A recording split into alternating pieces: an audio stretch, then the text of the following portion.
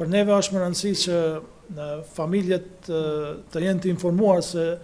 cilat janë informatat të rëndësishme që duhet t'i ofrojnë. Shpesh vinë me pyetje thjesht, a ka ndonjë tre, a ka diçka për prindin tim, për motrën, vllain, apo a ka nevojë t'japim gjak, për shembull, për identifikim. Dhe është më rëndësi të mbahet ky komunikim me familjet që të informohen. Ne kemi komunikim vazhdueshëm përmes një njësie të veçantë që kemi për komunikim me familje, por gjithashtu familjet shpesh edhe vinë edhe bëjnë pyetje drejt në email. Sa i përket këtyre informatave, ne gjithmonë ju tregojmë që për me dhënë gjak, nëse keni dhënë një herë gjak, mjafton ajo, edhe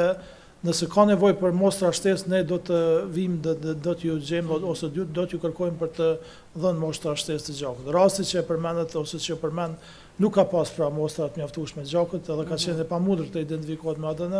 prandaj edhe ekziston për fat mirë kjo metoda shkencore që të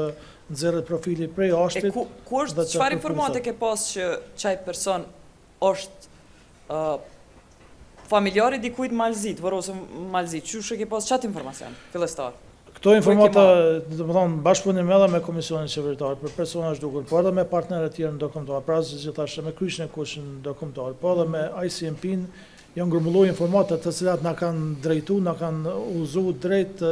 një individi të caktuar bazë rrethonave të zhdukjes dhe bazë rrethonave ku janë gjetur mbetjet mortore. Dhe pastaj bazë të ekzaminimit antropologjik, ne kemi ngushtuar atë listë dhe kemi